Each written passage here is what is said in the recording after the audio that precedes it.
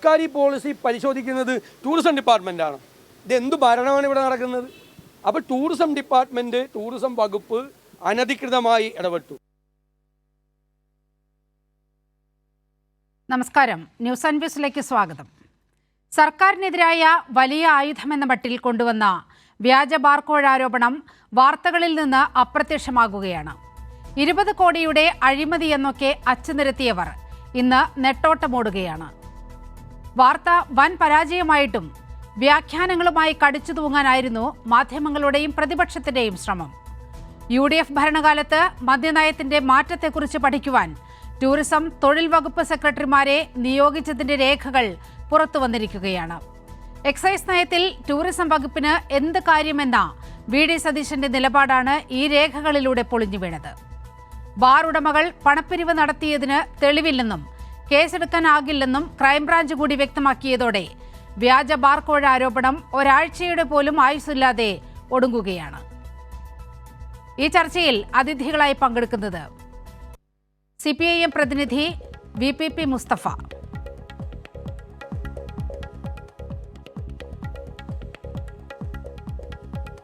കോൺഗ്രസ് പ്രതിനിധി professor Roni K baby, മുതിർന്ന മാധ്യമപ്രവർത്തകൻ M ജയചന്ദ്രൻ.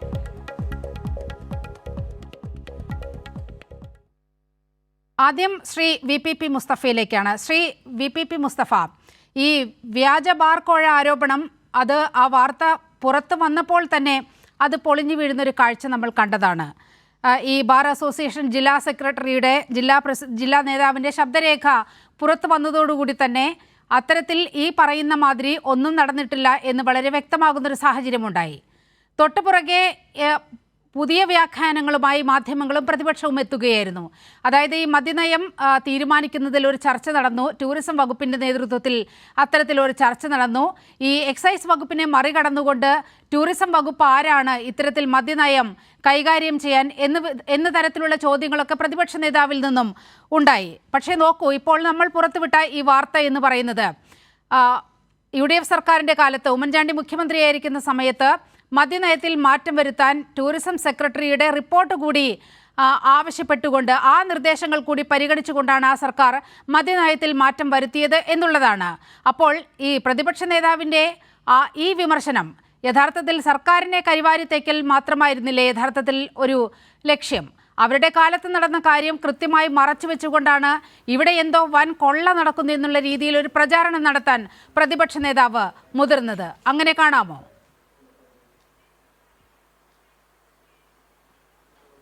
അങ്ങനെ കാണാമോ എന്നൊന്നും ചോദിക്കേണ്ട കാര്യമില്ല. അത് തന്നെയാണ് വസ്തുത, അതാണ് ഫാക്ട്. നീലിമ, യഥാർത്ഥത്തിൽ ഇവിടെ സംഭവിക്കുന്നത് എന്താ? കഴിഞ്ഞ ദിവസം ഈ വിവാദങ്ങൾ ഉയർന്നു വന്നപ്പോൾ ബഹുമാനപ്പെട്ട ടൂറിസം വകുപ്പ് മന്ത്രി റിയാസിനോട് മാധ്യമപ്രവർത്തകർ സമീപിച്ചപ്പോൾ അദ്ദേഹം പറഞ്ഞല്ലോ, ഈ 8 വർഷമായിട്ട് അധികാരം ഇല്ലാതിരിക്കുമ്പോൾ, ദീർഘകാലമായിട്ട് അങ്ങനെ അധികാരത്തിൽ നിന്ന് വിട്ടു നിൽക്കേണ്ടി വന്നപ്പോൾ കേരളത്തിലെ കോൺഗ്രസ് നേതൃത്വത്തെ UDFനെ പിടികൂടിയിട്ടുള്ള എന്തോ ഒരു അസുഖമുണ്ട്, അതിന് ചികിത്സിക്കാൻ ഞങ്ങളുടെ അടുത്ത് മരുന്നില്ല എന്ന് അദ്ദേഹം പറഞ്ഞതാണല്ലോ. നിങ്ങൾ നോക്കൂ, ഈ VD സതീശനെ പോലെയുള്ള ഒരു പ്രതിപക്ഷ നേതാവിൻ്റെ അധപ്പതനം ഏത് നിലവാരത്തിലേക്ക് എത്തിയിരിക്കുകയാണ്. ഒരു കാര്യവും പഠിക്കേണ്ടതില്ല, ആളുകൾ എന്തെങ്കിലും പറയട്ടെ. പക്ഷേ പ്രതിപക്ഷ നേതാവ് എന്ന് പറയുന്ന ഒരു ക്യാബിനറ്റ് റാങ്ക്, സർക്കാർ ചെലവിലാണ് അദ്ദേഹം ജീവിക്കുന്നത്. ഈ പ്രതിപക്ഷ നേതൃപദവി എന്ന് പറഞ്ഞിട്ട് അദ്ദേഹം ഈ സഞ്ചരിക്കുന്നതും അദ്ദേഹം വാർത്താ സമ്മേളനങ്ങൾ നടത്തുന്നതും അദ്ദേഹം ഇപ്പോൾ അദ്ദേഹത്തിൻ്റെ ജീവിതം കൊണ്ടുപോകുന്നതും സർക്കാർ ചെലവിലാണ്, ക്യാബിനറ്റ് റാങ്ക്.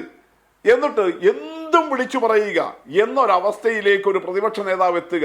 പറയുന്ന കാര്യത്തിന് ഞാനൊരു പ്രതിപക്ഷ നേതാവാണ്, സർക്കാരിൻ്റെ ചെലവിൽ, നാട്ടുകാരുടെ ചെലവിൽ ജീവിക്കുന്ന ഒരാളാണ്. അങ്ങനെ നാട്ടുകാരോട് വർത്തമാനം പറയുമ്പോൾ ഞാൻ പറയുന്ന കാര്യങ്ങൾക്കൊരു ആധികാരികതയുണ്ടാകണം, അതിന് വസ്തുതയുണ്ടാകണം എന്ന തോന്നൽ പ്രതിപക്ഷ നേതാവിന് വേണ്ടേ? അദ്ദേഹം ഒരു സാധാ കോൺഗ്രസ് നേതാവായിട്ടിപ്പോൾ നമ്മുടെ കെ സുധാകരൻ പറയുന്ന പോലെയാണെങ്കിൽ പറയാം. പക്ഷെ അദ്ദേഹം ജനങ്ങളുടെ ചെലവിൽ, നാട്ടുകാരുടെ ചെലവിലാണ് ഇപ്പോൾ പ്രതിപക്ഷ നേതൃപദവിയിൽ ഇരിക്കുന്നത്. അങ്ങനെ ഇരുന്നിട്ട് കാര്യങ്ങൾ പറയുമ്പോൾ ആ പറയുന്ന ജനത്തിനെ ബോധ്യപ്പെടുത്താനുള്ള ആധികാരികതയും വസ്തുതയും താൻ പറയുന്ന കാര്യങ്ങൾക്കുണ്ടാകണം എന്ന ഒരു മിനിമം ധാരണ പ്രതിപക്ഷ നേതാവിനുണ്ടാകണ്ടേ? അങ്ങനെ ഒന്ന് VD സതീശൻ ഇല്ല എന്ന് വരുമ്പോൾ അദ്ദേഹം ഏത് നിലവാരത്തിലേക്ക് അധപ്പതിച്ചിരിക്കുന്നു എന്നാണ് നമ്മൾ സാമ്യപ്പെടുത്തേണ്ടത്. ഏതിനോടാണ് നമ്മൾ അതിനെ ഉപമിക്കേണ്ടത്? അതിന്റെ പ്രശ്നമല്ലേ നമ്മൾ ഈ കണ്ടുകൊണ്ടിരിക്കുന്നത്. അദ്ദേഹത്തിന് ഇങ്ങനെ എന്തു കാര്യവും സർക്കാരിനെ അടിക്കാനുണ്ട്. എന്നാ പിന്നെ ഞാനത് ഏറ്റെടുത്ത് പറഞ്ഞേക്കാം. അദ്ദേഹം കരുതുന്നത് ഈ പഴയ നീലിം, എനിക്ക് തോന്നുന്നു ഈ പഴയ കടത്തുകാരനും മകനും ഒരു കഥ പറയാറുണ്ടല്ലോ നാട്ടിൻപുറങ്ങളിൽ. ഈ ഒരു കടത്തുകാരൻ നാട്ടിലുണ്ടായിരുന്നു കടവിൽ. അദ്ദേഹം വല്ലാതെ പിന്നെ രോഗാതുരനൊക്കെയായി വൃദ്ധനായി മാറിയപ്പോൾ മകനോട് പറഞ്ഞു, നീ ഇനി ഈ പണി ഏറ്റെടുക്കണം. അപ്പോൾ എന്നിട്ട് ഒരു ഒസ്യത്ത് പോലെ പറഞ്ഞു, എൻ്റെ പേര് നീ മോശമാക്കരുത്, നാട്ടുകാർക്കിടയിൽ എന്നെക്കുറിച്ച് നല്ലൊരു അഭിപ്രായമുണ്ട്, അവർക്ക് വേണ്ടി നല്ല സേവനമാണ് ഈ കടവിൽ ഇരുന്നിട്ട് ഞാൻ ചെയ്തു കൊടുത്തത്. അപ്പോൾ ഈ മകൻ ആലോചിച്ചിട്ട് വേറൊന്നും കാണുന്നില്ല. അപ്പോൾ അയാൾ ചെയ്തതെന്താ, ഈ കടത്തുകാരൻ നേരത്തെ ആളുകളെ ഏതാണ്ട് അവരുടെ ഒരു കണങ്കാല് വരെ വെള്ളം മുങ്ങുന്ന നിലയിലാണ് കടവിൽ ഇറക്കിക്കൊണ്ടിരുന്നത്. ഇയാൾ വന്നിട്ട് അച്ഛനെ നല്ലത് പറയിക്കണ്ടേ, അതുകൊണ്ട് ആളുകൾ മുട്ടോളം വെള്ളത്തിലാണ് ഇറക്കി കൊടുക്കുക. അപ്പോൾ ആളുകൾ പറയുമല്ലോ, ഓ ഇവനേക്കാൾ ഭേദം ഇവന്റെ അച്ഛനായിരുന്നു എന്ന്. ഏതാണ്ട് അമ്മട്ടിലുള്ള ഒരു മത്സരമാണ്. പഴയ പ്രതിപക്ഷ നേതാവ് രമേശ് ചെന്നിത്തലയും അതുപോലെ ഈ KPCC പ്രസിഡന്റ് കെ സുധാകരനും ഒക്കെ ആയിട്ടുള്ള മത്സരത്തിൽ VD സതീശൻ ഇപ്പോൾ എത്തിപ്പെട്ടിരിക്കുന്നത്. താനിങ്ങനെ കുറച്ച് മെച്ചം അതിനേക്കാളായിരുന്നു എന്ന് പറയിക്കാൻ വേണ്ടിയിട്ട് എന്തും ചാടിക്കേറി അങ്ങ് പറയുകയാണ്.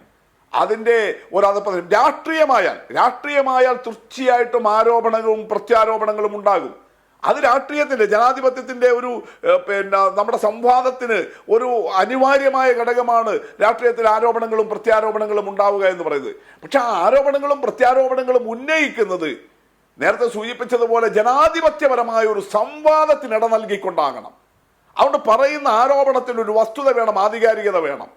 എന്തും കയറി പറയുന്ന ഒരു ചളിഞ്ഞ നിലയിലേക്ക് പോകരുത് നമ്മുടെ രാഷ്ട്രീയം. പ്രത്യേകിച്ച് നമ്മുടെ പുതിയ തലമുറയൊക്കെ ന്യൂ ജനറേഷൻ ഈ സജീവ രാഷ്ട്രീയ കാര്യങ്ങളിൽ നിന്നൊക്കെ മാറുന്നു എന്നുള്ള ഒരു തോന്നൽ വല്ലാതെ സമൂഹത്തിലുണ്ടല്ലോ.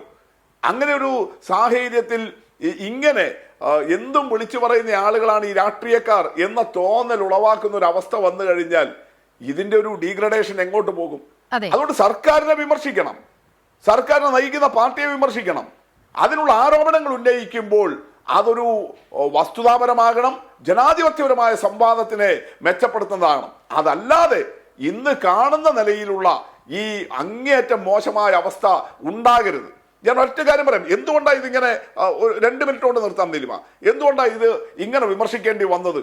നമ്മളൊരു പൊതു തത്വമായിട്ട് പറഞ്ഞല്ലോ. ഇപ്പൊ കഴിഞ്ഞ ദിവസം ഉയർന്നു വന്ന എന്തോ ഈ കേരളത്തിൽ 2ാം ബാർക്കോഴ അങ്ങനെയൊക്കെയുള്ള ഫ്രൈസാണ് ഉപയോഗിച്ചത് നമ്മുടെ മാധ്യമങ്ങളും ഈ പ്രതിപക്ഷവും. അങ്ങനെ ഒരു 1ാം ബാർക്കോഴ പോലെ ഉള്ള ഒന്നായിട്ട് ഇതുണ്ടോ? ഇവിടെ അങ്ങനെ ആരുടെയെങ്കിലും വ്യക്തിപരമായ പേരുകൾ മറ്റു കാര്യങ്ങളൊന്നും പറഞ്ഞിട്ടില്ല. പോകട്ടെ, പറഞ്ഞയാൾ തന്നെ തിരുത്തുകയും ചെയ്തു. അതൊക്കെ സമ്മർദ്ദം കൊണ്ടാണ്, ഭീഷണി കൊണ്ടാണ്, അങ്ങനെ വിട്ടോ. എന്നിട്ട് എടുത്തുപയോഗിച്ചതാണല്ലോ. എക്സൈസ് വകുപ്പല്ല, ഇതാ ടൂറിസം വകുപ്പാണ്. അതൊക്കെ പ്രത്യേകം പിന്നെ ലക്ഷ്യം മനസ്സിൽ വെച്ചിട്ടാണ് ഈ ടൂറിസം വകുപ്പിനെയും അതിന്റെ മന്ത്രിയെയും ടാർഗറ്റ് ചെയ്തിട്ട് ഈ വർത്തമാനം വന്നത്. ഈ ടൂറിസം വകുപ്പ് ഡയറക്ടർ മെയ് 21-ാം തീയതി ഒരു യോഗം വിളിച്ചു. 6-7 സംഘടനാ പ്രതിനിധികൾ പങ്കെടുത്തു.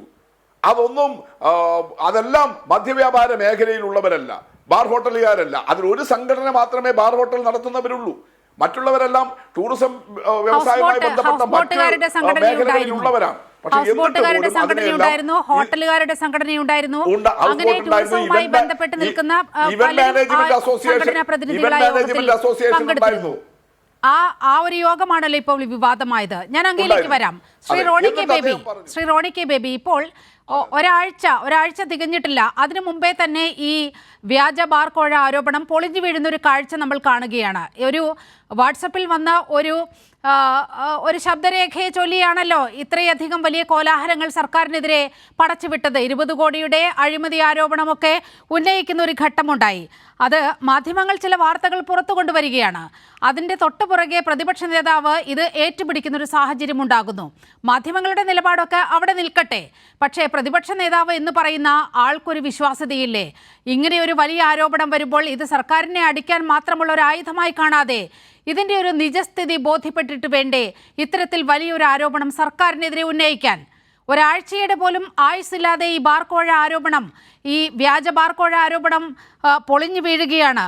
പ്രതിപക്ഷ നേതാവിൻ്റെ ഒരു കെടുകാര്യസ്ഥത അല്ലെങ്കിൽ അദ്ദേഹത്തിൻ്റെ ഒരു പക്വതയില്ലായ്മ ഒക്കെയാണ് ഇപ്പോൾ വലിയ വിമർശനമായി ഭരണപക്ഷം ഉയർത്തുന്നത്. Shri Roni K baby.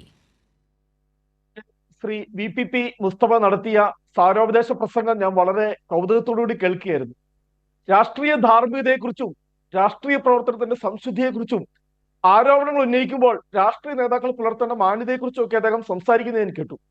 എന്റെ ഓർമ്മയിലേക്ക് വന്നത് സോളാർ സമരകാലത്തും അന്ന് ബാർ അഴിമതി ആരോപണ വിഷയത്തിലും CPM-ന്റെ ഒക്കെ നേതാക്കന്മാർ നടത്തിയ പ്രസ്താവനകളും നിയമസഭയിൽ ഉൾപ്പെടെ VS അച്യുതാനന്ദനൊക്കെ നടത്തിയ പ്രസ്താവനകളാണ് എന്റെ ഓർമ്മയിലേക്ക് വന്നത്. അപ്പോൾ CPM-ന് ഇങ്ങനെ ഒരു സാരോപദേശ പ്രസംഗം നടത്തുവാൻ ധാർമ്മികത കാത്തു സൂക്ഷിക്കണമെന്ന് കോൺഗ്രസിനെ UDF-നെ ഉപദേശിക്കുവാൻ എന്ത് ധാർമ്മികമായ അവകാശമാണ് ഉള്ളത് എന്നത് അവിടെ നിൽക്കട്ടെ. രണ്ടാമത്തെ കാര്യം, ശ്രീ VD സതീശൻ കേരളത്തിന്റെ പ്രതിപക്ഷ നേതാവ് എന്ന നിലയിൽ അദ്ദേഹം പ്രവർത്തിക്കുന്നത് പിണറായി വിജയന്റെ സൗകര്യത്തിലോ അല്ലെങ്കിൽ അദ്ദേഹത്തിന്റെ ഔദാര്യത്തിലോ അല്ല. പിണറായി വിജയൻ സർക്കാരിന്റെയോ LDF സർക്കാരിന്റെ ഔദാര്യത്തിലല്ല. ഇന്ത്യയുടെ ഭരണഘടന അദ്ദേഹത്തിന് നൽകിയ പ്രതിപക്ഷ നേതാവ് എന്ന് പറയുന്ന പദവിയിൽ നിന്നുകൊണ്ടാണ്. ഇപ്പോൾ സർക്കാരിന്റെ ശ്രീ റോണി കെ ബേബി ആ പദവിയിൽ നിൽക്കുമ്പോൾ ചില ഉത്തരവാദിത്തങ്ങളുണ്ട്. ആ പദവിയിൽ നിൽക്കുമ്പോൾ ചില ഉത്തരവാദിത്തങ്ങളുണ്ട്. അദ്ദേഹം ഈ സംസ്ഥാനത്തിന്റെ ഖജനാവിൽ നിന്നുള്ള പണം ഉപയോഗിച്ചുകൊണ്ടാണ് അദ്ദേഹം ഇവിടെ ജീവിച്ചു പോകുന്നത്. സ്വാഭാവികമായും ജനങ്ങളോട് ഉത്തരവാദിത്തമുള്ള ഒരു ആൾ തന്നെയാണ് സംസ്ഥാനത്തിന്റെ പ്രതിപക്ഷ നേതാവ് എന്ന് പറയുന്നത്. ആ പ്രതിപക്ഷ നേതാവ് നേരത്തെ ഉന്നയിച്ച ആരോപണം നോക്കൂ, അനിമോന്റെ ശബ്ദരേഖ അവിടെ നിൽക്കട്ടെ. അതിന് ശേഷം ഈ ടൂറിസം ഡയറക്ടറുമായി ബന്ധപ്പെട്ട് ടൂറിസം ഡയറക്ടറാണോ മദ്യനയം തീരുമാനിക്കുന്നത് എന്നൊക്കെ രീതിയിൽ അദ്ദേഹം വിടുവായത്തം വിളമ്പുകയില്ലേ യഥാർത്ഥത്തിൽ ചെയ്തത്. അങ്ങനെയെങ്കിൽ 2015 ഉണ്ടായ ഇത്തരത്തിലൊരു യോഗത്തിന്റെ രേഖകളാണല്ലോ പുറത്തു വന്നിരിക്കുന്നത്. ടൂറിസം തൊഴിൽ മേഖലയിൽ മദ്യനയം സൃഷ്ടിച്ച തിരിച്ചടികൾ എന്ന വിഷയമാണ് നിയമസഭയിൽ ഒരു ചോദ്യമായി ഉയർന്നു വന്നത്. അതിൽ ടൂറിസം സെക്രട്ടറിയുടെ കൂടി ടൂറിസത്തിന്റെ ചുമതലയുള്ള വകുപ്പ് സെക്രട്ടറിയുടെ നിർദ്ദേശങ്ങൾ കൂടി കണക്കിലെടുത്തുകൊണ്ടാണ് ആ സർക്കാർ അക്കാലത്ത് മദ്യനയം രൂപീകരിക്കുന്നത്. അത് മറച്ചു വെച്ചുകൊണ്ട് ഇവിടെ ദുരുപദിഷ്ടമായ രീതിയിൽ ദുഷ്ടലാക്കോടുകൂടി ഇവിടെ ടൂറിസം വകുപ്പിന് അല്ലെങ്കിൽ ടൂറിസം സെക്രട്ടറിക്ക് എന്ത് കാര്യമെന്നൊക്കെ പറയുമ്പോൾ അത് മനസ്സിലാക്കാനുള്ള സാമാന്യ ബുദ്ധി മറുപക്ഷത്തും ഉണ്ടാകുമല്ലോ ശ്രീ റോണി കെ ബേബി. തീർച്ചയായിട്ടും നീലിമ, ഞാൻ നീലിമ ചോദിച്ച ചോദ്യത്തിലേക്ക് കൃത്യമായി തന്നെ ഞാൻ ഉത്തരം പറയാം. നീലിമ ആദ്യം ഇൻട്രോയിൽ പറഞ്ഞു ഈ ബാർ അഴിമതി കേസ് അല്ല, ഈ ആരോപണ കേസ് അത് പത്രത്തിന്റെ ഒക്കെ വാർത്തകളിൽ നിന്നും പെട്ടെന്ന് അപ്രത്യക്ഷമായി. അതിന് അത്രയോ വാർത്താ പ്രാധാന്യമേ ഉള്ളൂ. നീലിമയ്ക്കറിയാം, ഇന്ന് കൈരളി ഒഴികെ മറ്റു മാധ്യമങ്ങളെല്ലാം ചർച്ച ചെയ്യുന്നത് അബുദാബി കൊമേഴ്സ്യൽ ബാങ്ക് അക്കൗണ്ടുമായി ബന്ധപ്പെട്ട വലിയ അതീവ ഗുരുതരമായ ഒരു ആരോപണം വന്നപ്പോൾ സ്വാഭാവികമായും ഈ ബാർ അഴിമതി ആരോപണം അത് രണ്ടാം നിരയിലേക്ക് പോയി. അത് അവിടെ നിൽക്കട്ടെ. ഇനി നീലും എന്നോട് ചോദിച്ച ചോദ്യത്തിലേക്ക് വരാം. എന്താണ് 2015 അന്നത്തെ എക്സൈസ് മന്ത്രിയായിരുന്ന ബഹുമാനപ്പെട്ട ശ്രീ K. ബാബു നിയമസഭയിൽ നൽകിയ മറുപടി? സർക്കാരിന്റെ നിർദ്ദേശപ്രകാരം ചീഫ് സെക്രട്ടറിയുടെ നേതൃത്വത്തിൽ വ്യവസായ വകുപ്പ്, അതുപോലെ തന്നെ ഈ പറയുന്ന തൊഴിൽ വകുപ്പ്, ടൂറിസം വകുപ്പ്, 3 വകുപ്പുകളുടെ സെക്രട്ടറിമാരടങ്ങിയ ഒരു കമ്മിറ്റിയെ നിയോഗിച്ചു. എന്തിനാണ്? പഞ്ചവത്സര ഹോട്ടലുകൾക്ക് മാത്രമായി ബാർ ലൈസൻസ് അനുവദിച്ചപ്പോൾ അതുണ്ടാക്കിയ പ്രത്യാഘാതങ്ങളെ കുറിച്ച് റിപ്പോർട്ട് നൽകാൻ. ആ റിപ്പോർട്ടിന്റെ അടിസ്ഥാനത്തിലാണ് സർക്കാർ ബിയർ വൈൻ പാർലറിന് അനുവദിക്കാൻ തീരുമാനിച്ചത്. ഞങ്ങളത് മറച്ചു വെച്ചിട്ടില്ലല്ലോ. കൃത്യമായി തന്നെ അന്നത്തെ എക്സൈസ് മന്ത്രിയായിരുന്ന ടൂറിസം സെക്രട്ടറിക്ക് ഈ മദ്യനയം തീരുമാനിക്കുന്നതിൽ എന്ത് കാര്യമെന്നാണ് പ്രതിപക്ഷ നേതാവ് ചോദിച്ചത്. നിങ്ങളുടെ കാലത്തും ഈ ടൂറിസം സെക്രട്ടറി തന്നെയല്ലേ? ആള് മാറുന്നു എന്നല്ലേ ഉള്ളൂ, പദവികൾ മാറുന്നില്ലല്ലോ.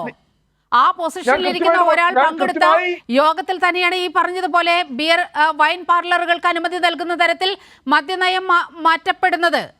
പക്ഷേ ഇവിടെ യോഗം നടന്നത് മറ്റൊരു കോണ്ടെക്സ്റ്റിലാണ്. അതിലേക്ക് ഞാൻ വരാം.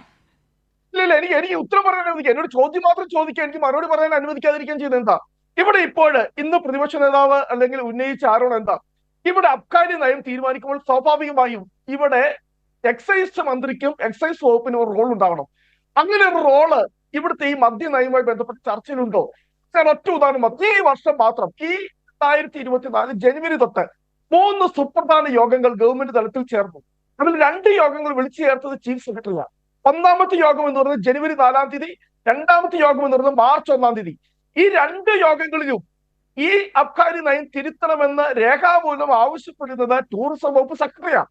അവിടെ ഈ പറയുന്ന എക്സൈസ് വകുപ്പിന് റോളുമില്ല, എക്സൈസ് വകുപ്പ് സെക്രട്ടറിക്ക് ഒരു നിർദ്ദേശവുമില്ല. ഇനി കൃത്യമായി പറയാം, ഇപ്പോൾ വിവാദമായിരിക്കുന്ന വിഷയത്തിൽ മെയ് മാസം 21-ാം തീയതി ഇവിടെ VPP മുസ്തഫ കൃത്യമായി തന്നെ പറഞ്ഞു, ഇവിടെ യോഗം വിളിച്ചു ചേർത്തു. ബാർ ഉടമകൾ ഉൾപ്പെടെയുള്ള ആളുകളുമായി യോഗം വിളിച്ചു ചേർത്തു. ആ യോഗത്തിൽ ചർച്ച ചെയ്ത അതിന്റെ അജണ്ടയുടെ ടോപ്പിക് എന്തായിരുന്നു? അബ്കാരി പോളിസി റിവ്യൂ. അബ്കാരി പോളിസി റിവ്യൂ ചർച്ച ചെയ്യുവാൻ യോഗം വിളിക്കേണ്ടത് ടൂറിസം വകുപ്പ് സെക്രട്ടറി ആണോ? ആ യോഗത്തിന് ശേഷമാണ് 3 ദിവസത്തിന് ശേഷം ഇവിടെ ബാർ ഉടമകൾ ചേർന്ന് സംസ്ഥാന യോഗം ചേർന്ന് അതിൻ്റെ അകത്തു നിന്നുമുള്ള ഓഡിയോ ക്ലിപ്പാണ് ഇപ്പോൾ പ്രചരിച്ചുകൊണ്ടിരിക്കുന്നത്. അപ്പോൾ ക്രൈംബ്രാഞ്ച് ക്ലീൻ ചിറ്റ് നൽകി. ക്രൈംബ്രാഞ്ച് ഇതിന്റെ ഈ ആരോപണപരമായി ബന്ധപ്പെട്ട കാര്യങ്ങളെ കണ്ടിട്ടില്ല. ക്രൈംബ്രാഞ്ച് ഇത് പറഞ്ഞിട്ടുണ്ടെന്ന് ഫയൽ ക്ലോസ് ചെയ്തിട്ടില്ല. ആവശ്യമെങ്കിൽ ഇതിന്റെ ഗൂഢാലോചന ഏതാ ഈ വോയിസ് ക്ലിപ്പ് ചോർന്നതാണ് ഇവിടുത്തെ CPM-നും LDF സർക്കാരിന്റെ വിഷയം. അല്ലാതെ ഉയർന്ന ആരോപണമല്ല. ഈ ആരോപണത്തെ കൃത്യമായ ഒരു മറുപടി പറയാനായിട്ട് അല്ല, പണപ്പിരിവ് നടന്നിട്ടില്ല എന്ന് ക്രൈംബ്രാഞ്ച് വളരെ കൃത്യമായ റിപ്പോർട്ടിൽ പറയുന്നുണ്ട്. ഇവിടെ ശബ്ദരേഖ ചോർന്നതൊന്നുമല്ല സർക്കാരിന്റെ വിഷയം. ഇവിടെ പണപ്പിരിവ് നടന്നു എന്നുള്ളതാണ് നിങ്ങളടക്കം ഉയർത്തിയ വിഷയം. അതിൽ കാര്യമില്ല എന്ന് ക്രൈംബ്രാഞ്ച് പറഞ്ഞു വെക്കുകയല്ലേ? അല്ല, അത് ക്രൈംബ്രാഞ്ച് ക്ലീൻ ചിറ്റ് കൊടുക്കുന്നതിന്റെ രാഷ്ട്രീയമൊക്കെ നമുക്ക് വളരെ കൃത്യമായിട്ട് അറിയാം. ഇവിടുത്തെ പ്രശ്നം എന്താണെന്നറിയോ? ഇതിൽ ഒരൊറ്റ കാര്യം, 2 മുതിർന്ന മന്ത്രിമാർ, എക്സൈസ് മന്ത്രിയും പറയുന്നു, ടൂറിസം മന്ത്രിയും പറയുന്നു, ഒരാലോചനയും നടന്നിട്ടില്ല. പക്ഷെ 6 മാസത്തിനുള്ളിൽ തന്നെ 3 സുപ്രധാനമായ യോഗങ്ങളാണ് അതാണ് അങ്ങ് പറഞ്ഞു വെക്കുന്നത്. ശ്രീ റോണി കെ ബേബി, ഞാൻ അങ്ങിലേക്ക് വരാം. ശ്രീ M ജയചന്ദ്രൻ, ഇപ്പോൾ ഈ ഒരു 3 യോഗങ്ങളുടെ കാര്യമാണ് ശ്രീ റോണി കെ ബേബി കോൺഗ്രസ് പ്രതിനിധി ചൂണ്ടിക്കാട്ടുന്നത്. നോക്കൂ, എൻ്റെ ഓർമ്മ ശരിയാണെങ്കിൽ ജനുവരിയിൽ ചീഫ് സെക്രട്ടറി വകുപ്പ് അധ്യക്ഷന്മാരുടെ ഒരു യോഗം വിളിച്ചു ചേർക്കുകയും സംസ്ഥാനം നേരിടുന്ന സാമ്പത്തിക പ്രതിസന്ധിക്ക് എന്തെല്ലാം ബദൽ മാർഗങ്ങൾ നിർദ്ദേശിക്കാനുണ്ട് എന്നുള്ള തരത്തിൽ ഈ വകുപ്പ് സെക്രട്ടറിമാരിൽ നിന്ന് നിർദ്ദേശം തേടുന്ന ഒരു സാഹചര്യമുണ്ടായി. അതനുസരിച്ചാണ് ഈ 2ാമത്തെ യോഗം നടന്നത് എന്നാണ് ഞാൻ മനസ്സിലാക്കുന്നത്. അങ്ങയുടെ ബോധ്യം എന്താണ് ഇക്കാര്യത്തിൽ?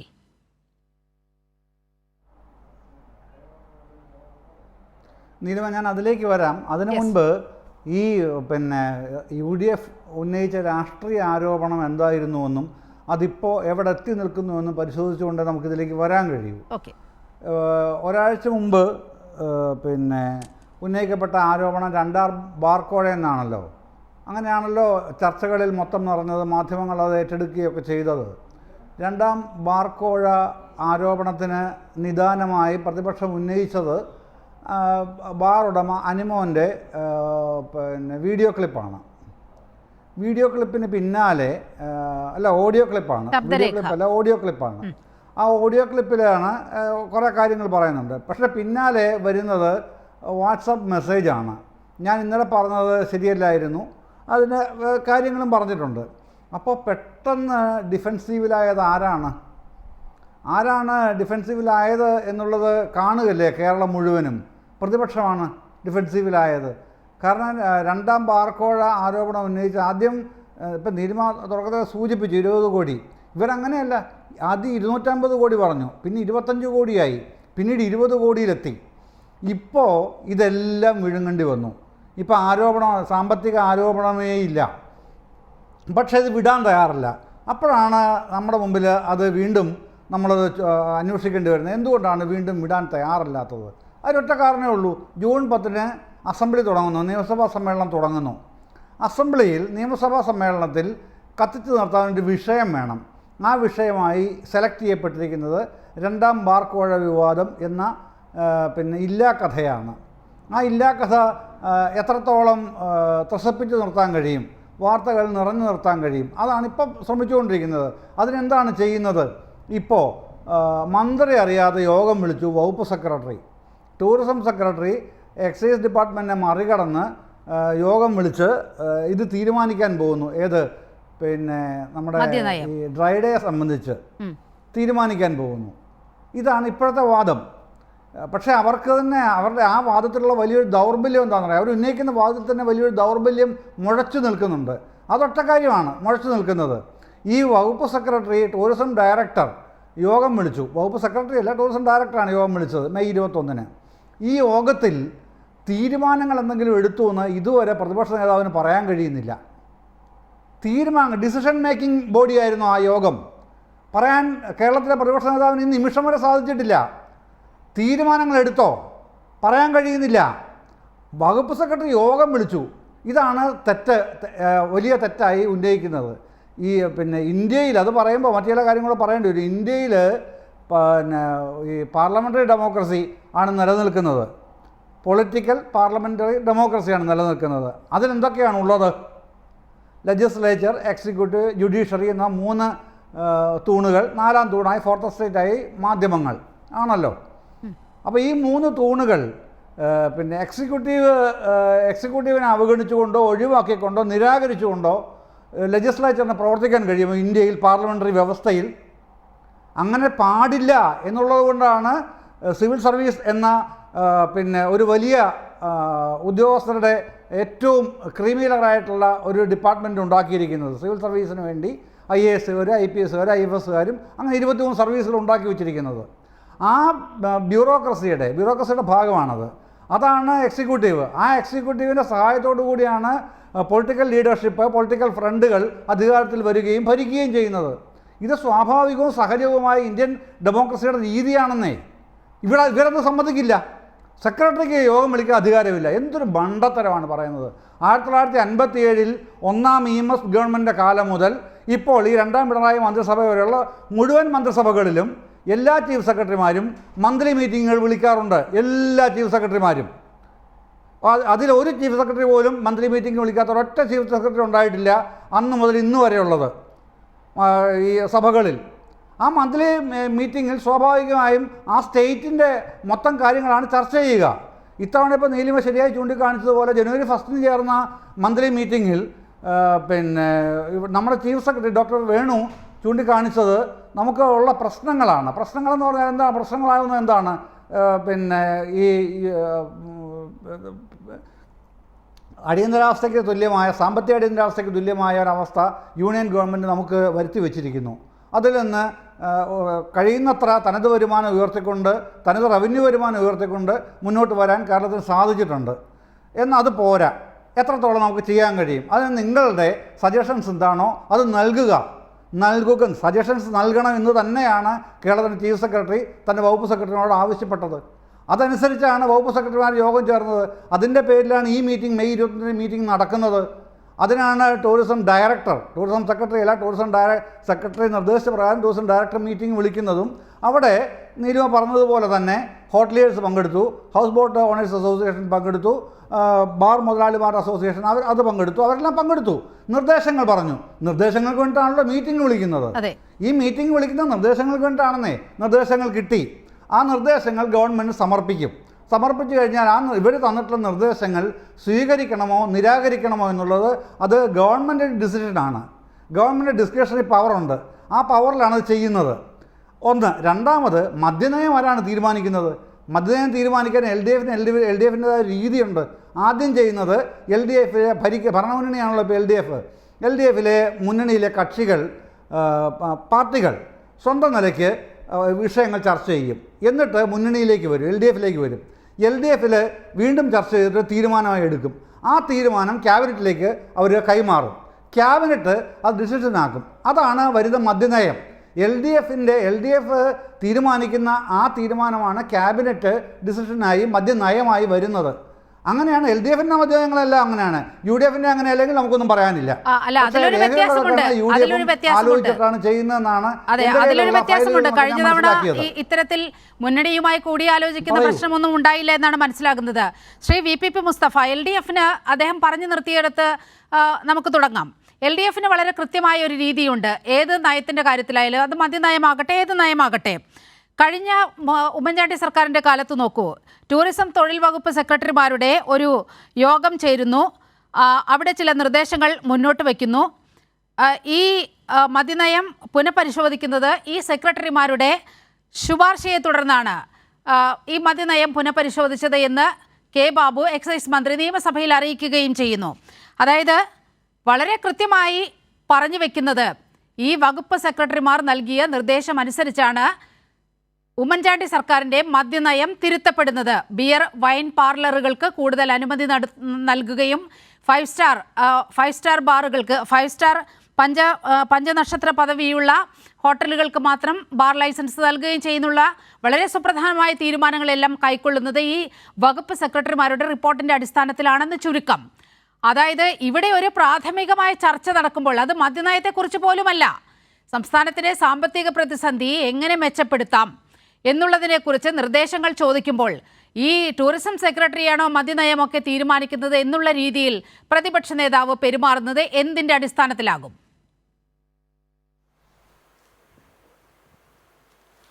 അല്ല, അത് തന്നെയാണ് നമ്മൾ പറഞ്ഞതും.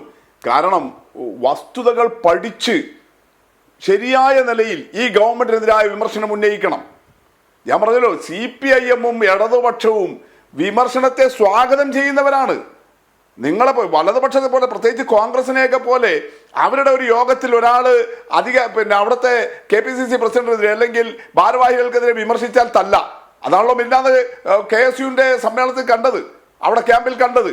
വിമർശനങ്ങൾ വന്നപ്പോ ഒരു കാര്യത്തിലുള്ള വിമർശനം ഉന്നയിച്ചപ്പോൾ കൂട്ടത്തല്ലിലാണ് കലാശിച്ചത്. അത് നിങ്ങളുടെ പാരമ്പര്യ. പക്ഷെ ഞങ്ങളെ സംബന്ധിച്ചിടത്തോളം ഇടതുപക്ഷം, പ്രത്യേകിച്ച് CPIM എക്കാലവും വിമർശനത്തെ സ്വാഗതം ചെയ്തു. കാരണം ഞങ്ങൾ സോഷ്യൽ ഓഡിറ്റിന് വിധേയമാകുന്ന ഒരു പ്രസ്ഥാനമാണ്. ഞങ്ങൾക്ക് ആ ബോധ്യമുണ്ട്. അതുകൊണ്ട് വിമർശനങ്ങൾ നടക്കണം. ഞങ്ങളുടെ സമ്മേളനങ്ങളിൽ യോഗങ്ങൾ ചേരുന്നത് തന്നെ വിമർശനം ഉന്നയിക്കാനാണ്, അല്ലാതെ ജയ പാടാനല്ല. ഇതാണ് ഞങ്ങളുടെ രീതി. പക്ഷെ ആ വിമർശനം എന്തായിരിക്കണം? എന്തും വിളിച്ചു പറയലല്ല. എന്തും വിളിച്ചു പറയുക എന്ന് പറയുന്നത് വിമർശനമല്ല, അരാജകത്വമാണ്. അത് ശ്രീ റോണിയെ പോലെ ഒരാൾക്ക് അറിയാത്തതല്ലോ. കോളേജ് ജാവിനൊക്കെ ആയിരുന്ന ഒരാളാണല്ലോ താങ്കൾ. എന്തും വിളിച്ചു പറയുക എന്ന് പറയുന്നത് അരാജകത്വമാണ്, അനാർക്കിസമാണ്.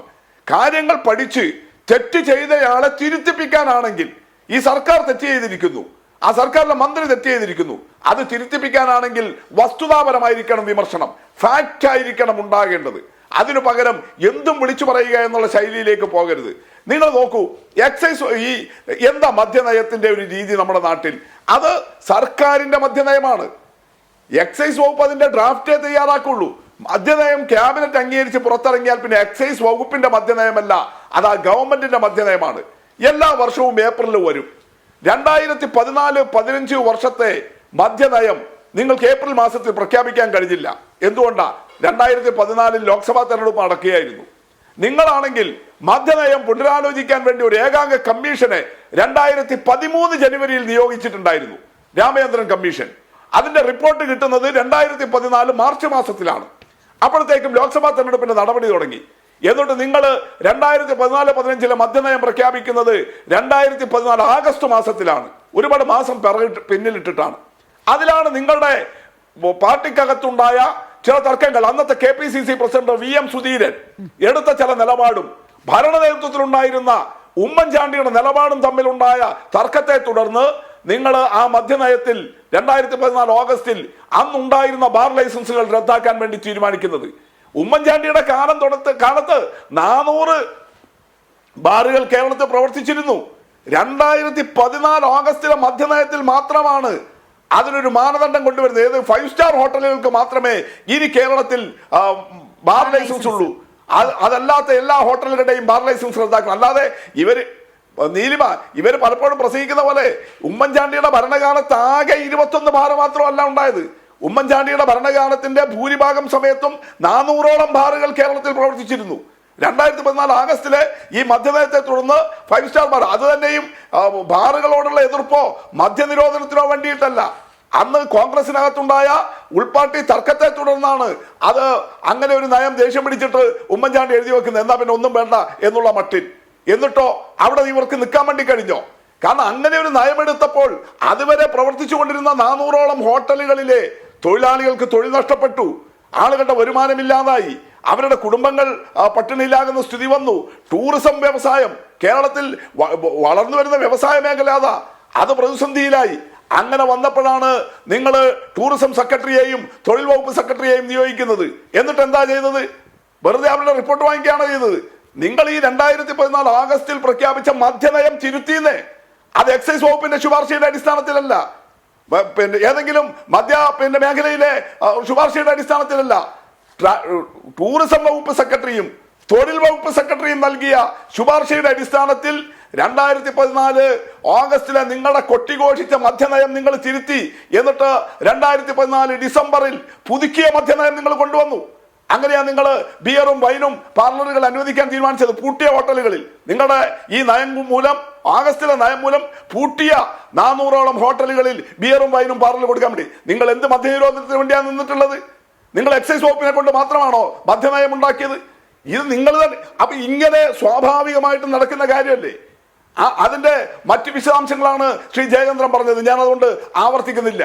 അപ്പൊ ഇത് അറിയുന്ന ആളുകളല്ലേ, ഭരണവുമായിട്ട് കുറച്ച് പരിചയമുള്ള നടപടികളുള്ള ആളുകൾ. അതുകൊണ്ട് ഇതെല്ലാം അറിഞ്ഞിട്ടും ഈ അപവാദ പ്രചരണം എന്തും വിളിച്ചു പറയുന്ന ശൈലി നടത്തുന്ന ആളുകളെ ഞങ്ങളല്ലാതെ പിന്നെ ആരാ സാരോപദേശം നടത്തുക? മഹാത്മാഗാന്ധിയുടെയും നെഹ്റുവിന്റെയും പാരമ്പര്യം പറയുന്ന ഒരു പാർട്ടിയുടെ ആളുകൾ താൽക്കാലിക രാഷ്ട്രീയ ആവശ്യത്തിനു വേണ്ടി എന്തും വിളിച്ചു പറയുന്ന നിലവാരം കുറഞ്ഞ അവസ്ഥയിലേക്ക് പോകുമ്പോൾ ഇടതുപക്ഷത്തിനെ സ്വാഭാവികമായിട്ടും ഇത് പറയാൻ വേണ്ടി കഴിയുള്ളൂ. നിങ്ങൾ എന്നിട്ട് പഴയ സോളാർ കേസ് പറയുകയാണ്. എന്താ സോളാർ കേസ് ഞങ്ങൾ വീണ്ടും വലിച്ചിടണോ? എന്തിനാ നിങ്ങൾ അതിപ്പോ ഇവിടെ പരാമർശിച്ചത്? വീണ്ടും ഉമ്മൻചാണ്ടിയുടെ പേര് അലക്കാൻ വേണ്ടിയിട്ടല്ലേ? എന്തിനാ നിങ്ങൾ പറയുന്ന പോലെ ഞങ്ങളുടെ VS അച്യുതാനന്ദനും മറ്റുമൊക്കെ നടത്തിയ പ്രസംഗം മഹാമോശം. നിങ്ങളുടെ മുഖ്യമന്ത്രിയുടെ 2 PA-മാരെ അന്ന് അറസ്റ്റ് ചെയ്തില്ലേ റോണി? ഈ സോളാർ കേസിൽ നിങ്ങളുടെ ഭരണത്തിൽ അറസ്റ്റ് ചെയ്തില്ലേ? ആ പറഞ്ഞാൽ അങ്ങനെ സംഭവം ഉണ്ടായാൽ അതിനെക്കുറിച്ച് പറഞ്ഞാൽ എങ്ങനെയാണ് അത് മോശമാകുന്നത്? അതെങ്ങനെയാണ് തെറ്റായ കാര്യമാകുന്നത്? സോളാർ കേസിൽ നിങ്ങളാണ്, തിരുവഞ്ചൂർ രാധാകൃഷ്ണന്റെ പോലീസാണ് അറസ്റ്റ് ചെയ്യുന്നത്. ഇനി അന്നത്തെ ബാർക്കോഴ തന്നെ എടുത്തോ. അന്ന് ആ ആരോപണം വന്നപ്പോൾ ക്വിക്ക് വെരിഫിക്കേഷന് ഉത്തരവ് കൊടുത്തതാരാ? അമേരിക്കയിൽ നിന്ന് എറണാകുളത്ത് വിമാനമിറങ്ങിയ രമേശ് ചെന്നിത്തല അവിടെ വെച്ചിട്ടല്ലേ, വിമാനത്താവളത്തിൽ വെച്ചിട്ടല്ലേ നിങ്ങളുടെ നേതാക്കൾക്കെതിരെ, കെ ബാബുവിന്റെ എക്സൈസ് വകുപ്പിനെതിരെ ഉയർന്ന ആരോപണത്തിൽ ക്വിക്ക് വെരിഫിക്കേഷന് ഉത്തരവ് കൊടുത്തത്? ഇതെല്ലാം വസ്തുതയല്ലേ? ആ വസ്തുതയല്ലേ അന്നത്തെ CPIM നേതാക്കളും പ്രതിപക്ഷവും പറഞ്ഞത്? ഇന്ന് നിങ്ങൾക്ക് അതുപോലെ എന്താണ് ഒരു വസ്തുതയുള്ളത്? നിങ്ങൾക്കൊരു കാര്യമുള്ളത്? ഇല്ലാത്ത കാര്യം വെച്ചിട്ട് നിങ്ങൾ ഇങ്ങനെ അടച്ചുപിടിക്കല്ലേ? അതന്നെ താങ്കളിപ്പോ ഇവിടെ പിന്നെ സൂചിപ്പിച്ചു പോയല്ലോ ഇന്ന് വന്ന വാർത്തയെ കുറിച്ചിട്ട്. ഞാൻ റോണിയോട് ചോദിക്കുക, എന്താണ് ആധികാരികത? ഒരു BJP നേതാവ് ഇന്ന് മുഖ്യമന്ത്രിയുടെ കുടുംബത്തിന് നേരെ നടത്തിയ ആ പ്രസ്താവനയ്ക്ക് എന്താണ് ആധികാരികത? അങ്ങനെ ഒരു അക്കൗണ്ടേ ഇല്ലല്ലോ. ഇല്ലാത്ത കാര്യമല്ലേ പ്രസ്താവിക്കുന്നത്? എന്നിട്ട് അത് ഞങ്ങൾ പ്രസ്താവിച്ചു, അതുകൊണ്ട് മുഖ്യമന്ത്രി മറുപടി. എന്തെങ്കിലും പൊയ്വടി പറഞ്ഞിട്ട് ഈ ഓരോന്നിനും മുഖ്യമന്ത്രി എന്താ നിങ്ങൾ ടാർഗറ്റ് ചെയ്യുന്നത്? ഇവിടെ ഇപ്പൊ ടൂറിസം വകുപ്പിനെ കുറിച്ച് തന്നെ എന്തിനാ VD സതീശൻ പറഞ്ഞത്? അതെല്ലാം മുഖ്യമന്ത്രിയിലേക്ക് എത്തിക്കാൻ വേണ്ടിയിട്ടല്ലേ? നിങ്ങൾ ഈ 8 വർഷമായിട്ട് പറഞ്ഞ ഏതെങ്കിലും ഒരു ആരോപണം നിങ്ങൾ പറഞ്ഞോ? ആരോപണം പറഞ്ഞോ? പക്ഷെ ഈ 8 വർഷമായിട്ട് പറഞ്ഞ ഏതെങ്കിലും ഒരു ആരോപണത്തിൽ നിങ്ങൾ കുറച്ച് നിൽക്കാൻ വേണ്ടി കഴിഞ്ഞോ? നിങ്ങൾ ഓരോ സമയവും ഗോൾ പോസ്റ്റ് മാറ്റിക്കൊണ്ടേ ഇരിക്കുകയല്ലേ?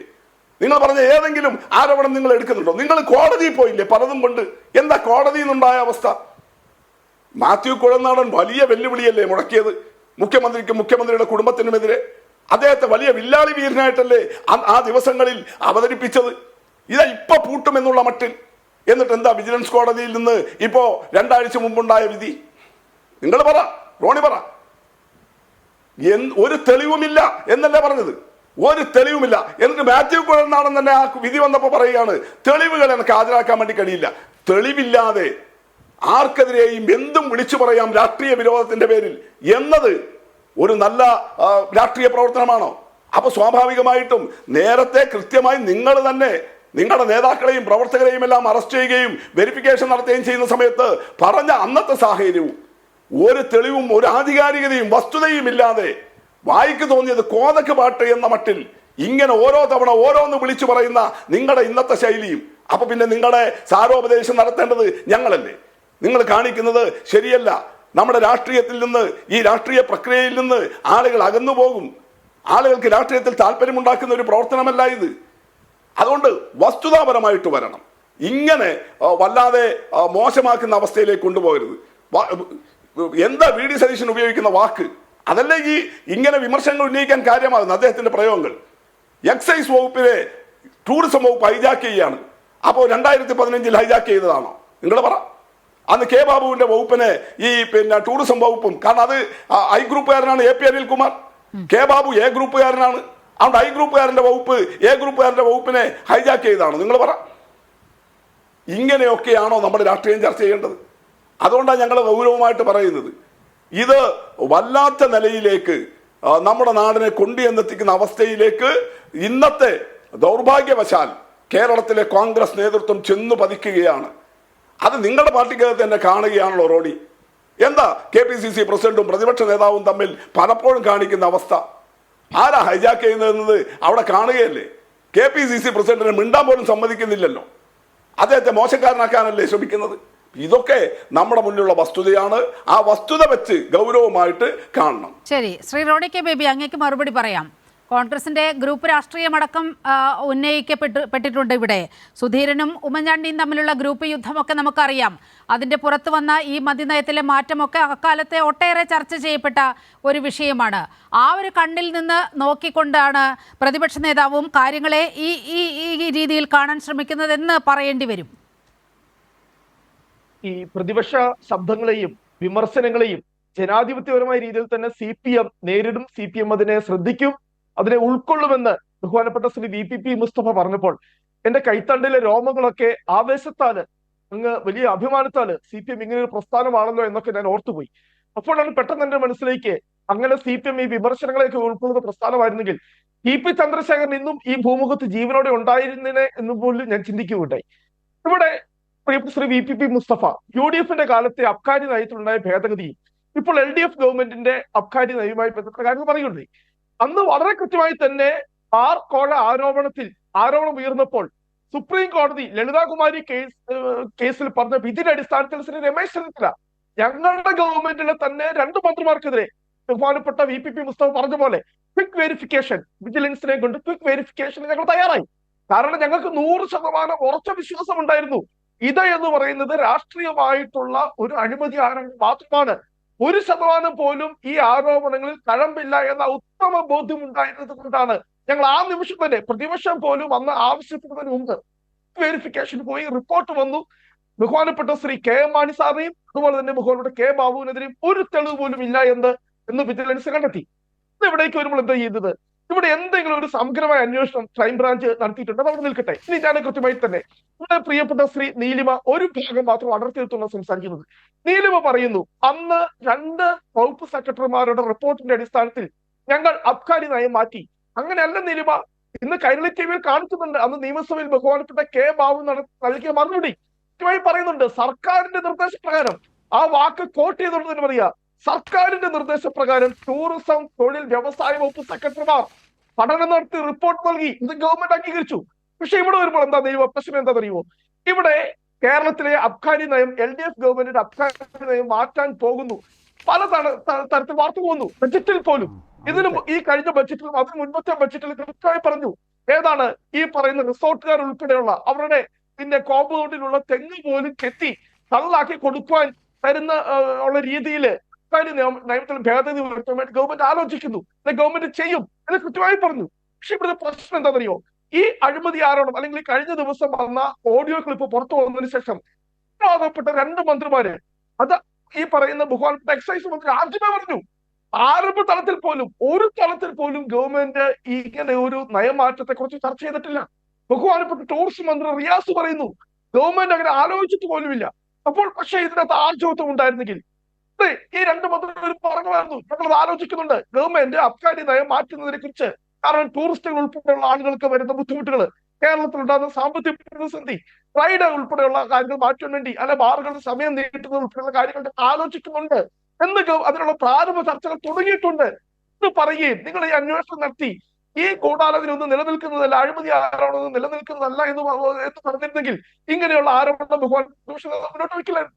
പക്ഷെ ഇവിടെ എന്താ 2 മന്ത്രിമാരും പറയുന്നു. ശ്രീ റോണി കെ ബേബി 17/3/2015 മറുപടി നിയമസഭയിൽ വെച്ച മറുപടിയാണ്. ശ്രീ VPP മുസ്തഫ, ഇത് കൈരളി കൊണ്ടുവന്ന വാർത്തയൊന്നുമല്ല, നിയമസഭാ രേഖകളിലുള്ളതാണ്. ടൂറിസം, തൊഴിൽ വകുപ്പ് സെക്രട്ടറിമാരെ ചുമതലപ്പെടുത്തി. യെസ്, പറയൂ. അല്ല, ഞാനതാ പറഞ്ഞത്, അത് കൃത്യമായിട്ടും വ്യക്തമായിട്ടും പറഞ്ഞു കഴിഞ്ഞു. അവിടെ ഇപ്പൊ ഇദ്ദേഹം പറയുന്നത് എന്താ? ഈ അന്ന് ഞങ്ങൾ മന്ത്രി അല്ലെങ്കിൽ ഗവൺമെന്റ് പറഞ്ഞിട്ടാണ് സെക്രട്ടറിമാർ റിപ്പോർട്ടാക്കിയത്. ഇവിടെ ഇപ്പോ അങ്ങനെ സെക്രട്ടറിമാർ നടത്തിയിട്ടും മന്ത്രിമാർ നിശ്ചയിച്ചു. എന്താ വസ്തുത ശ്രീ റോണി? നിങ്ങളിപ്പോ ബജറ്റ് പറഞ്ഞല്ലോ. എപ്പോഴാ കേരള സർക്കാരിന്റെ ഇത്തവണത്തെ ബജറ്റ് വന്നത്? 2024 ഫെബ്രുവരി മാസം 5-ാം തീയതിയാണ്. ഫെബ്രുവരി 5-ന് അവതരിപ്പിച്ച ബജറ്റിന്റെ പൂർണ്ണമായ പാസാക്കൽ നിയമസഭയിൽ നടക്കണമത്രേ. അതിന് ജൂൺ 10-ാം തീയതി ധനാഭ്യർത്ഥന ചർച്ചകൾ ഉൾപ്പെടെ പാസാക്കാനുള്ള സമ്മേളന സെഷൻ തുടങ്ങാൻ പോകുന്നതേ ഉള്ളൂ. ഫെബ്രുവരി 5-ന് ബജറ്റ് അവതരിപ്പിച്ചതിന് ശേഷം പിന്നെ ഈ നാട് മുഴുവൻ നേരെ പോയത് എങ്ങോട്ടാ? ലോക്സഭാ തെരഞ്ഞെടുപ്പിലേക്കല്ലേ?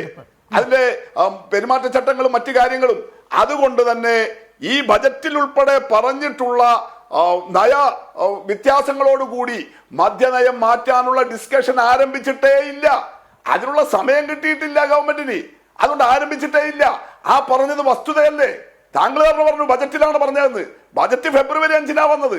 അതിനുശേഷം പിന്നെ ഗവൺമെന്റ് നേരെ പെരുമാറ്റച്ചട്ടങ്ങളും നിയന്ത്രണങ്ങളിലേക്കും അല്ലേ പോയത്. അപ്പൊ പിന്നെ എവിടെയാ മധ്യനയത്തിന്റെ ചർച്ച നടന്നിട്ടുള്ളത്? അപ്പൊ മന്ത്രി പറഞ്ഞത് വസ്തുതയല്ലേ? മന്ത്രി പറഞ്ഞത് വസ്തുതയല്ലേ? മന്ത്രി പറഞ്ഞതാണ് വസ്തുത. അല്ല റിയാസ്, ഞാൻ ഇതിന് മുൻപത്തെ ബജറ്റ് പറഞ്ഞു, 2023 ബജറ്റും അതുപോലെ 24 ബജറ്റും. ഇതിന് മുൻപത്തെ ബജറ്റ് കാര്യം ഞാൻ പറഞ്ഞു.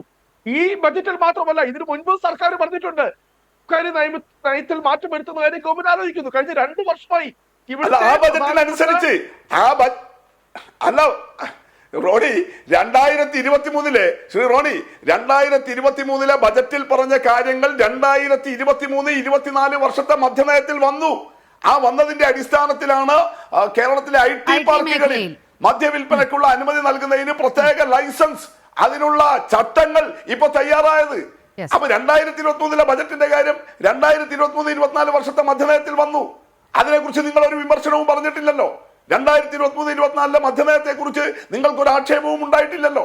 2024-25 വർഷത്തെ മധ്യനയത്തിന്റെ ഡിസ്കഷൻ ആരംഭിച്ചിട്ടില്ല. അത് മന്ത്രിമാർ പറഞ്ഞത് വസ്തുതയാണ്. അതിനുള്ള സമയമുണ്ടായിട്ടില്ല. പെരുമാറ്റച്ചട്ടമായിരുന്നു കേരളത്തിൽ. ഞാൻ അതുകൊണ്ടാണ് പറഞ്ഞത് 2014 നിങ്ങളുടെ മധ്യനയം വന്നത് ഏപ്രിൽ മാസത്തിലല്ല, ആഗസ്റ്റിലാ. എന്തുകൊണ്ടാണ് വൈകിയത്? ആ വർഷം ലോക്സഭാ തെരഞ്ഞെടുപ്പായിരുന്നു. അതുകൊണ്ട് മാർച്ച് ഏപ്രില് ഇതിന്റെ ഒരു പ്രവർത്തനം നടത്താൻ വേണ്ടി കഴിഞ്ഞിട്ടില്ല. ഇതല്ലേ വസ്തുത? അത് തന്നെയല്ലേ ഈ വർഷം 2024 ഉണ്ടായിട്ടുള്ള സാഹചര്യം. അതുകൊണ്ട് മന്ത്രി പറഞ്ഞതല്ലേ വസ്തുത? മന്ത്രിയാണ് സത്യം പറഞ്ഞത്. നിങ്ങളാണ് താൽക്കാലിക രാഷ്ട്രീയ ലാഭത്തിനു വേണ്ടി വ്യാജ പ്രചരണം നടത്തുന്നത്. അതല്ലേ സത്യം? ശ്രീ റോണി കെ ബേബി, താങ്കൾക്ക് വ്യക്തമായി എന്ന് കരുതുന്നു. ഇല്ല, എനിക്ക് 30 സെക്കൻഡ് ആണ്. ബഹുമാനപ്പെട്ട മുസ്തഫ സർക്കാരിന്റെ ഭാഗമായി നിന്ന ഈ പറയുന്ന ബഹുമാനപ്പെട്ട മന്ത്രിമാരുടെ പേഴ്സണൽ സ്റ്റാഫിൽ അദ്ദേഹത്തിന്റെ ഓഫീസിൽ ഉൾപ്പെടെ ഉണ്ടായിരുന്ന ആളാണെന്നാണ് ഞാൻ മനസ്സിലാക്കുന്നത്. എനിക്കറിയാം എങ്ങനെയാണ് ഗവൺമെന്റ് ഒരു തീരുമാനം എടുക്കുന്നത്. ആദ്യം ഗവൺമെന്റ് ഒരു തത്വത്തിലുള്ള തീരുമാനം എടുക്കുന്നു. അത് സെക്രട്ടറിമാരെ കുറിച്ച് കണ്ട് അതിന്റെ ചർച്ചകൾ നടത്തി ആവശ്യമായ റിപ്പോർട്ട് ഉണ്ടാക്കുന്നു. മന്ത്രിസഭയിൽ വരുന്നു, ഗവൺമെന്റ് നയപരമായ തീരുമാനം എടുക്കുന്നു. പക്ഷെ ഇവിടെ ഗവൺമെന്റ് ഈ പറയുന്ന മന്ത്രിമാരൊന്നും അറിഞ്ഞിട്ടില്ല, പൊളിറ്റിക്കൽ ലീഡർഷിപ്പ് ഒന്നും അറിഞ്ഞിട്ടില്ല. ബഹുമാനോട് ജയേന്ദ്രൻ മാഷ ലെജിസ്ലേച്ചർ എക്സിക്യൂട്ടീവ് എന്നൊക്കെ പറഞ്ഞു. ഇവിടെ എക്സിക്യൂട്ടീവ് എന്ന് പറഞ്ഞാൽ രണ്ടാണ്, ഒന്ന് പൊളിറ്റിക്കൽ എക്സിക്യൂട്ടീവ്. അല്ല, ആ പറയുന്നതിൽ ഒരു വൈരുദ്ധ്യമില്ലേ? ശ്രീ എം ജയചന്ദ്രൻ, ഇവിടെ മന്ത്രിമാർ അറിഞ്ഞിട്ടില്ല, സർക്കാർ അറിഞ്ഞിട്ടില്ല എന്നൊക്കെ പറയുന്നത് അത് ഏത് ലെവലിൽ നിന്നുകൊണ്ടാണ് പറയുന്നത് മനസ്സിലാവുന്നില്ല.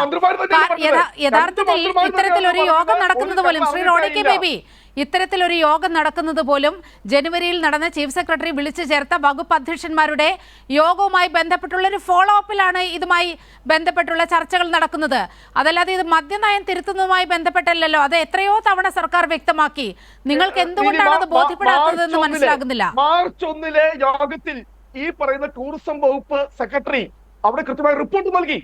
ഇപ്പോൾ വകുപ്പ് മന്ത്രി അറിയാതെയാണോ വകുപ്പ് സെക്രട്ടറി ഒരു റിപ്പോർട്ട് ചീഫ് സെക്രട്ടറിക്ക് നൽകുന്നത്? അബ്കാരി നയത്തിൽ മാറ്റം വരുത്തണമെന്ന് ആവശ്യപ്പെട്ടുകൊണ്ട് ടൂറിസം വകുപ്പ് സെക്രട്ടറി ചീഫ് സെക്രട്ടറിക്ക് റിപ്പോർട്ട് നൽകിയത് മന്ത്രി അറിയാതെ. അങ്ങനെയെങ്കിൽ ഒരു നിമിഷം പോലും മന്ത്രിക്ക് ആ സ്ഥാനത്ത് ഇരിക്കാനുള്ള അങ്ങേക്ക് മറുപടി പറയാം. എക്സൈസ് മന്ത്രിയുടെ ഓഫീസിലൊക്കെ ഉണ്ടായിരുന്ന സ്റ്റാഫാണ്, പറയാം. അല്ല ഞാൻ പറയുന്നത് എന്താ വെച്ചാൽ ഈ പറഞ്ഞ വ്യാജ പ്രസ്താവനയെ ന്യായീകരിക്കാൻ വേണ്ടി വല്ലാതെ കിടന്ന് ഉരുളുമ്പോ തീരെ ശരിയല്ലാത്ത കാര്യങ്ങൾ പറയുകയാണ്. നേരത്തെ എക്സിക്യൂട്ടീവിന്റെ സ്വഭാവത്തെ കുറിച്ച് ജയേന്ദ്ര മാഷ് ഇവിടെ പറഞ്ഞു കഴിഞ്ഞു. ചീഫ് സെക്രട്ടറിയുടെ കീഴിലാണ് സെക്രട്ടറിമാർ. സ്വാഭാവികമായിട്ടും ചീഫ് സെക്രട്ടറി ഒരു മീറ്റിംഗ് വിളിച്ച് അതിന്റെ വിശദാംശങ്ങൾ ആവശ്യപ്പെട്ടാൽ അവര് they bound to report to him. അതിന് പ്രത്യേകിച്ച് മന്ത്രിയെ കാണേണ്ട കാര്യമില്ല. അതിന് പ്രത്യേകിച്ച് കാരണം എന്താ? ചീഫ് സെക്രട്ടറി ഈ സെക്രട്ടറിമാരോടെല്ലാം റിപ്പോർട്ട് വാങ്ങിച്ചിട്ട് അദ്ദേഹം എവിടെയാ കൊണ്ടുപോയി വെക്കുന്നത്? അത് ക്യാബിനറ്റിന്റെ മുമ്പിലേക്ക്, മുഖ്യമന്ത്രിയുടെ മുമ്പിലേക്കാണ്. ഇതല്ലേ അതിന്റെ റൂട്ട് അങ്ങനെയുള്ളതിന്. കാരണം എന്താ? ഇത് മദ്യനയത്തെ കുറിച്ചല്ലാന്നേ. ഇതെന്താണ്? കേരളം ഇന്ന് നേരിടുന്ന സാമ്പത്തിക പ്രതിസന്ധി ഉൾപ്പെടെയുള്ള വിഷയങ്ങളാണ് ജനുവരി ആദ്യത്തിലെ ചീഫ് സെക്രട്ടറിയുടെ യോഗത്തിൽ ചർച്ച ചെയ്യുന്നത്. അപ്പൊ ഓരോ വകുപ്പിൽ നിന്നും കേരളത്തിന്റെ ഈ സാമ്പത്തിക പ്രതിസന്ധി മറികടക്കാൻ കഴിയുന്ന തരത്തിൽ വരുമാനം വർദ്ധിപ്പിക്കാൻ ഉൾപ്പെടെ, ചെലവ് ചുരുക്കാൻ ഉൾപ്പെടെയുള്ള നിർദ്ദേശങ്ങൾ ചീഫ് സെക്രട്ടറി ആവശ്യപ്പെടുകയാണ്. അതിന്റെ ഭാഗമായിട്ടുള്ള യോഗമാണ് ടൂറിസം ഡയറക്ടർ വിളിച്ചത്, അല്ലാതെ മദ്യനയത്തിൽ ഭേദഗതി വരുത്താനല്ല. അപ്പോ ടൂറിസം വകുപ്പിന്റെ വരുമാന വർധനവിനുള്ള നിർദ്ദേശങ്ങളിൽ ഒന്നായിട്ട് ഏത് വന്നിട്ടുണ്ട്? മദ്യനയത്തിൽ വരുത്തേണ്ട മാറ്റവും വന്നിട്ടുണ്ട്. അതല്ലാതെ മദ്യനയത്തിലെ മാത്രം എക്സ്ക്ലൂസീവ് അജണ്ടയല്ലാതെ ടൂറിസം മേഖലയിലെ ആകെ പ്രശ്നങ്ങളും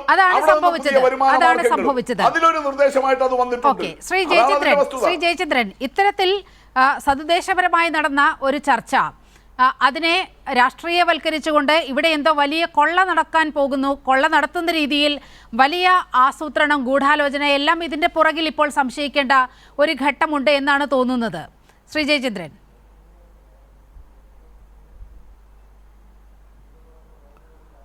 ഇത് ഈ ശ്രീ റോണി കെ ബേബി പറഞ്ഞ ഒരു കാര്യത്തിൽ കഴിഞ്ഞ വർഷം 2023 എക്സൈസ് പോളിസിയിലാണ് ഈ ടെക്നോപാർക്കിലടക്കം വൈൻ പാർലറുകൾ, ബിയർ വൈൻ പാർലറുകൾ തുടങ്ങുന്നതിനെക്കുറിച്ച് പറയുന്നത്. ആ വിഷയം 2023 സെപ്റ്റംബറിൽ ചേർന്ന നിയമസഭാ സമ്മേളനത്തിൽ ചർച്ചയ്ക്ക് വരികയും തിരുവഞ്ചൂർ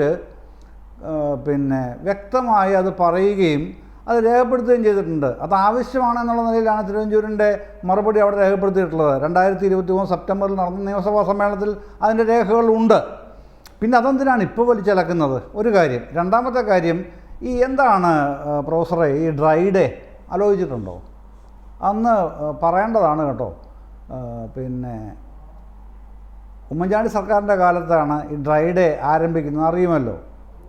പക്ഷേ അതിന് ഉപോദ്ബലകമായ ഒരു റിപ്പോർട്ട് 82-87 കരുണാകരൻ സർക്കാരിൻ്റെ കാലത്ത് ഉദയഭാനു കമ്മീഷനെ നിയമിച്ചല്ലോ. പുനരോ ദുരന്തത്തിൻ്റെ പശ്ചാത്തലത്തിൽ, വൈപ്പിൻ ദുരന്തത്തിൻ്റെ പശ്ചാത്തലത്തിലൊക്കെയാണ് ആ കമ്മീഷൻ വരുന്നത്. പക്ഷേ ഇതുവരെ ഉദയഭാനു കമ്മീഷൻ UDFൻ്റെ ഗവൺമെൻറ്റുകളടക്കം നടപ്പാക്കിയിട്ടില്ല. അതിൻ്റെ ചില വശങ്ങളെടുത്താണ് ഉമ്മൻചാണ്ടി സർക്കാർ ഈ ഡ്രൈ ഡേ കൊണ്ടുവരുന്നത്.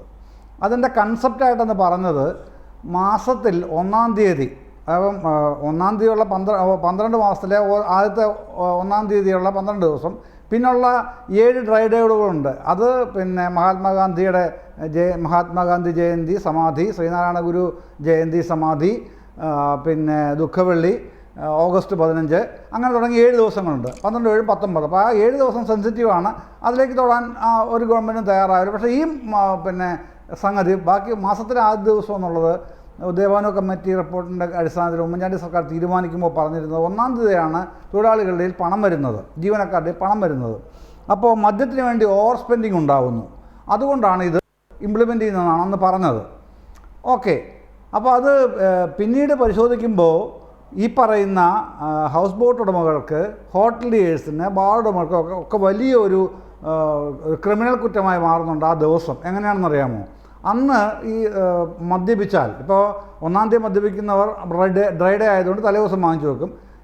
പണം കയ്യിലുള്ളവരും സമയമില്ലാത്തവരും ആ ദിവസം തന്നെ ഡ്രൈ ഡേയിൽ തന്നെ ബ്ലാക്കിൽ മദ്യപിക്കും.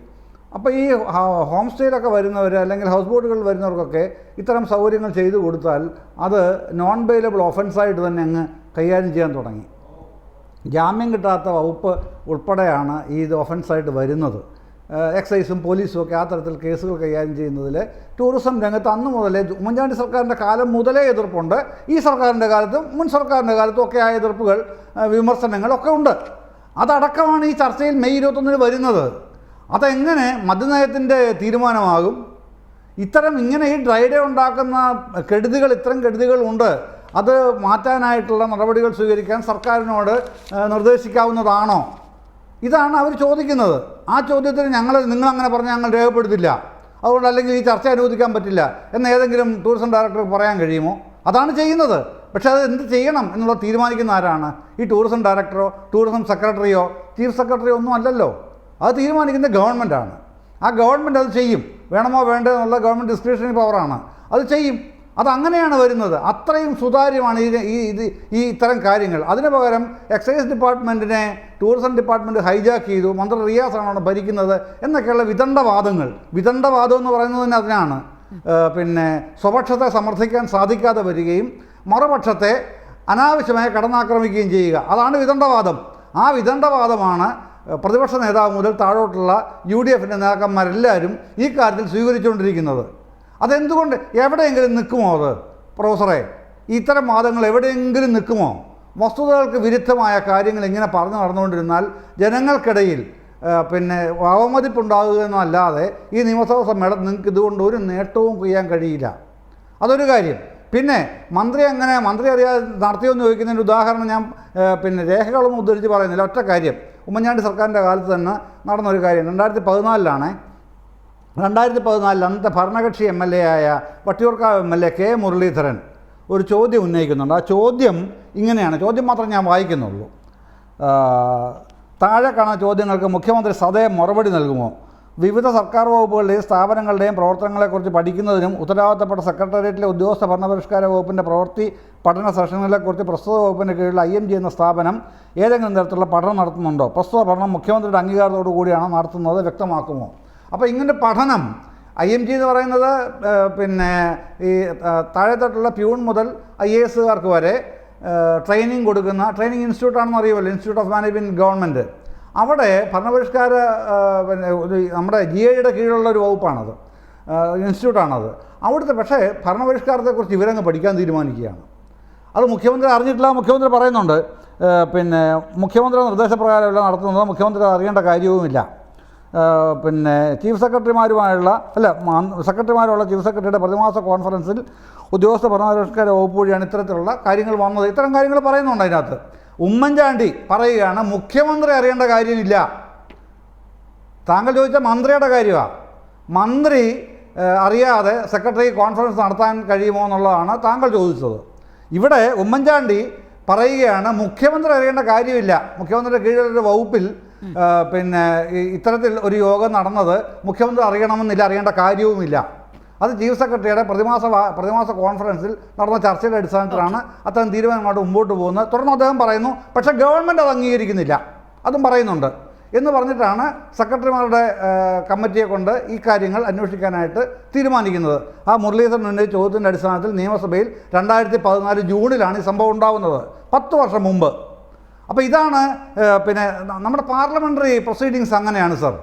അത് ചെയ്യാം, അതിനാണ് ബ്യൂറോക്രസി. അതിൻ്റെ തലവനാണ് ചീഫ് സെക്രട്ടറി. അദ്ദേഹത്തിന് കീഴിലുള്ള ഉദ്യോഗസ്ഥന്മാരാണ് IASകാരായ വകുപ്പ് സെക്രട്ടറിമാർ. അവരുടെ മന്ത്ലി മീറ്റിംഗ് വിളിക്കുമ്പോൾ ഇത്തരത്തിലുള്ള സ്വാഭാവികമായ കാര്യങ്ങൾ വരും, അത് ചർച്ച ചെയ്യും. ഈ സ്വാഭാവികമായ ചർച്ചകളെയാണ് വലിയ ആലോചനയായി നയമാറ്റമൊക്കെയായി ചിത്രീകരിക്കപ്പെടുന്നത്. ശ്രീ റോണി കെ ബേബിയിലേക്കാണ്. ശ്രീ റോണി കെ ബേബി, ക്രൈംബ്രാഞ്ച് കൂടി വ്യക്തമാക്കി കഴിഞ്ഞു ഈ വ്യാജ ബാർക്കോഴ ആരോപണത്തിൽ കേസെടുക്കാനുള്ള ഒരു തെളിവുമില്ല. വളരെ കൃത്യമായ അനുമോന്റെ അടക്കം മൊഴികൾ എടുത്ത ഒരു സാഹചര്യമുണ്ട്. ഈ ഘട്ടത്തിൽ ഇതെല്ലാം പുറത്തു വന്ന് ഇതെല്ലാം വ്യാജമാണ് എന്ന് തെളിഞ്ഞ സ്ഥിതിക്ക് ഈ ആരോപണവുമായി ഇനി മുന്നോട്ട് പോകാൻ UDFന് കഴിയുമോ? വളരെ ചുരുക്കി. ഏതെങ്കിലും മറിച്ച് ഒരു റിപ്പോർട്ട് ക്രൈംബ്രാഞ്ചിന്റെ ഭാഗത്ത് നിന്ന് വരുമെന്ന് നമ്മൾ ആരും പ്രതീക്ഷിക്കുന്നില്ലല്ലോ. ഇങ്ങനെ ഒരു റിപ്പോർട്ട് തന്നെ ഇതിനകത്ത് വരികയുള്ളൂ. ക്രൈംബ്രാഞ്ചിന്റെ റിപ്പോർട്ട് ക്രൈംബ്രാഞ്ചിന് മറിച്ച് അത്തരത്തിലൊരു റിപ്പോർട്ട് ഉണ്ടാക്കാൻ എന്താണ് നിങ്ങളുടെ മുന്നിലുള്ള എവിഡൻസ്? നിങ്ങളുടെ മുന്നിൽ എന്തെങ്കിലും തെളിവുകളുണ്ടോ? ഈ അനുമോൻ പറയുന്ന ഈ ഏതോ ഒരു വാട്സാപ്പിൽ വന്ന ഈ ശബ്ദരേഖയല്ലാതെ എന്ത് കോൺക്രീറ്റ് എവിഡൻസ് ആണ് നിങ്ങളുടെ മുന്നിലുള്ളത് ഇവിടെ ഒരു ബാർക്കോഴ ആരോപിക്കാൻ മാത്രം? നീലിമ, അനുമോൻ ഏതെങ്കിലും ഒക്കെ ഒരു വാട്സ്ആപ്പ് ഗ്രൂപ്പിൽ ചുമ്മാ ഒരു മെസ്സേജ് ഇട്ടെന്നൊക്കെ നമ്മള് വെറുതെ ലളിതമായിട്ട് പറയാതെ, അതെ, ആ അനുമോൻ തന്നെ തിരുത്തുകയല്ലേ? ആ ബാർ അസോസിയേഷൻ തന്നെ, ബാർ ഉടമ അസോസിയേഷൻ തന്നെ അത് പൂർണ്ണമായും തിരുത്തുന്ന ഒരു സാഹചര്യം ഉണ്ടായില്ലേ? ഏതെങ്കിലും സർക്കാരിനെ പിണക്കിക്കൊണ്ട് ഈ പറയുന്ന ബാർ ഉടമകൾ അവർക്ക് ഇവിടെ നിൽക്കണമെങ്കിൽ, അവർക്ക് അവരുടെ വ്യവസായവുമായി മുന്നോട്ട് പോകണമെങ്കിൽ സർക്കാരിനെ പിണക്കിക്കൊണ്ട് പോകാൻ കഴിയില്ല എന്നുള്ളതും അവരെങ്ങനെയാണ് യൂട്ടേൺ പറഞ്ഞതെന്നും അനുമോൻ ഉൾപ്പെടെയുള്ള ആളുകൾ എങ്ങനെയാണ് അഭിപ്രായം തിരുത്തിയതെന്നും അതൊക്കെ സ്വാഭാവികമായിട്ട് ഇങ്ങനെ തന്നെ വരികയുള്ളൂ. പിന്നെ ബഹുമാനപ്പെട്ട ജയേന്ദ്ര മാഷ് ഈ IMCയുടെ ഉദാഹരണവും അല്ല, ഞാൻ ചോദിക്കട്ടെ, നിങ്ങളുടെ പ്രമുഖ നേതാക്കൾക്കടക്കം ജനപ്രതിനിധികൾക്കടക്കം സംസ്ഥാനത്ത് ബാറുകളുണ്ട്, അതൊക്കെ അറിയില്ലേ? അല്ല, അത് പിന്നെ ഈ നാട്ടിലേക്കാളും മദ്യ വ്യവസായം എന്ന് പറയുന്ന ഒരു നിരോധിത വ്യവസായമൊന്നും അല്ലല്ലോ. ഈ പറയുന്ന ഒരു ബ്ലാക്ക് ലിസ്റ്റിലുള്ള ഒരു വ്യവസായമൊന്നും അല്ലല്ലോ. അത് നിയമപരമായി ആർക്കും ഈ രാജ്യത്ത്, ഈ സംസ്ഥാനത്ത് ബാറുകള് പിന്നെ ബിസിനസ് ചെയ്യുവാനുള്ള അവകാശമുണ്ട്. അവർ എന്തെങ്കിലും നിയമലംഘനം നടത്തിയിട്ടുണ്ടെങ്കിൽ, ഞങ്ങളുടെ നേതാക്കൾ ഉൾപ്പെടെ എന്തെങ്കിലും നിയമലംഘനം നടത്തിയിട്ടുണ്ടെങ്കിൽ കണ്ടെടുക്കുക. ഒറ്റ കാര്യം മാത്രം നീലവേണ്ടി ചോദിക്കട്ടെ, 1 വർഷമായി റോജി എം ജോൺ നിയമസഭയിൽ ചോദിച്ചിട്ട് ഈ സർക്കാരിന്റെ കാലത്ത് എത്ര ടേൺ ഓവർ ടാക്സ് കിട്ടി? വർഷം 1 കഴിഞ്ഞു. എന്തുകൊണ്ട് നിങ്ങളുടെ മന്ത്രിക്ക്, എന്തുകൊണ്ട് നിങ്ങളുടെ എക്സൈസ് മന്ത്രിക്ക് ഇവിടെ ഉത്തരവില്ല? അത് കൃത്യമായിട്ട് പറ. 1 വർഷമായി നിയമസഭയിൽ ചോദിച്ചതാ, അല്ലാതെ പത്രസമ്മേളനം വിളിച്ച് ചോദിച്ചതല്ല. കാരണം ഉമ്മൻചാണ്ടി സർക്കാരിന്റെ കാലത്തിനേക്കാൾ 2000-ലേറെ ഇരട്ടി ബാറുകൾ ഈ കേരളത്തിലുണ്ടായി. എന്നിട്ട് ടേൺ ഓവർ ടാക്സ് എത്ര പേർക്ക് പിരിച്ചെടുക്കാൻ സാധിച്ചു? അവിടേക്കാണ് ഈ അവഹേദനം വരുന്നത്. പിന്നെ ഒറ്റ കാര്യം, ഈ IMG-യുടെ ഉദാഹരണം പറഞ്ഞുകൊണ്ട് ഗവൺമെന്റ് ഡിപ്പാർട്ട്മെന്റ്, കാരണം നമുക്കറിയാം ശ്രീ റോണി കെ ബേബി, സമയപരിമിതിയുണ്ട്. നമുക്കിത് വൈൻഡപ്പ് ചെയ്യാൻ സമയമായി.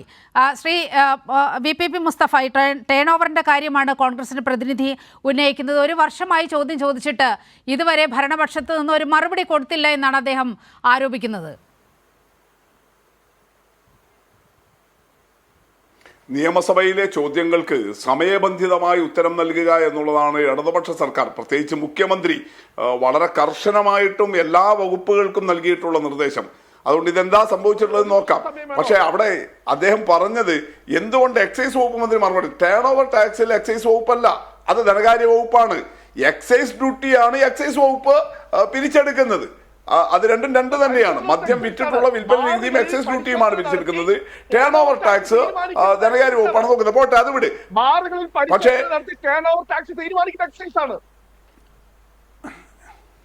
അത് വിടൂ. ഇത് ഈ പൊളിറ്റിക്കൽ വിവാദത്തിൽ നിന്ന് അതുകൊണ്ട് എത്ര പിരിച്ചു എന്നുള്ള മറുപടി തരേണ്ടത് ആരാണെന്നുള്ള എനിക്കറിയാലോ. പക്ഷെ അതാണോ അല്ല ഇതാണോ നിങ്ങൾ ബാർക്കോഴ വിവാദമായിട്ട് കാണുന്നത്? ടേൺ ഓവർ ടാക്സിന്റെ പ്രശ്നം അല്ലാതെ ടേൺ ഓവർ ടാക്സിന്റെതാണ്. അല്ല, ടേൺ ഓവർ ടാക്സിന്റെ പ്രശ്നമാണെങ്കിൽ അത് പറയണം. അതിനെ ബാർക്കോഴാന്നല്ലല്ലോ പറയേണ്ടത്. നിങ്ങൾ മറ്റേ കാര്യങ്ങളെല്ലാം പൊളിഞ്ഞപ്പോ ടേൺ ഓവർ ടാക്സിന്റെ വിഷയം എടുത്തുകയാണ്. മറ്റേ കാര്യം എന്താണ് വിഷയം ശ്രീ റോണി? മറ്റേ കാര്യം എന്താണ് വിഷയം? താങ്കൾ പറയുന്നു ഇങ്ങനെ ഒരു ബാർ ഉടമയുടെ ശബ്ദരേഖയുണ്ട്, പക്ഷെ അത് കൃത്യമായിട്ട് അന്വേഷിക്കാൻ ക്രൈംബ്രാഞ്ച് തയ്യാറാകുന്നില്ല എന്നൊക്കെ താങ്കൾ പറയുന്നു. പക്ഷെ എന്താ ആ ബാർ ഉടമയുടെ ശബ്ദരേഖയുടെ ആധികാരികത എന്ന് പറയുന്നത്? അത് സർക്കാരിനെ ഉദ്ദേശിച്ചിട്ടാണോ? അത് മദ്യനയത്തിന്റെ പേരിൽ പിന്നെ സർക്കാരിന്റെ ഭാഗത്ത് നിന്ന് എന്തെങ്കിലും പണം ആവശ്യപ്പെട്ടിട്ടാണോ? പക്ഷേ അല്ലാതെ ഒന്ന് നിങ്ങൾ സംസാരിക്കുമ്പോൾ ഞങ്ങൾ സംസാരിക്കുന്നില്ലല്ലോ റോണി. നിങ്ങൾ എന്തിനാ ഇങ്ങനെ ഇടക്കേറി സംസാരിക്കുന്നത്? നമ്മൾ രണ്ടുപേരും പറയുന്ന ആരും കേൾക്കാതിരിക്കുകയല്ലേ ചെയ്യുക? അത് ശരിയല്ലല്ലോ. അദ്ദേഹം പറഞ്ഞേ. അപ്പോ ഏതായാലും നിങ്ങളിപ്പോ പറയുന്നത് ക്രൈംബ്രാഞ്ച് അന്വേഷണം നേരെ നടക്കില്ല, അവർക്ക് പേടിയാണ്, ബാർ ഉടമ മാറ്റിയത് പേടികൊണ്ടാണ്. നിങ്ങൾ നോക്കൂ, ഈ അനിമോൻ എന്ന് പറയുന്നയാൾ അദ്ദേഹം ഇടുക്കിയിലെ ബാർ ഉടമ ഹോട്ടൽ സംഘത്തിന്റെ പ്രസിഡന്റാണ്, സംസ്ഥാന വൈസ് പ്രസിഡന്റുമാണ്. പക്ഷേ ഒന്ന് റോണി, ഈ ഇന്നത്തെ ചർച്ച കഴിഞ്ഞിട്ട് ആ വീഡിയോ ആ ശബ്ദരേഖ ഒന്നുകൂടി കേൾക്കൂ. എങ്ങനെയാണ് അദ്ദേഹം ശബ്ദരേഖ തുടക്കുന്നത്?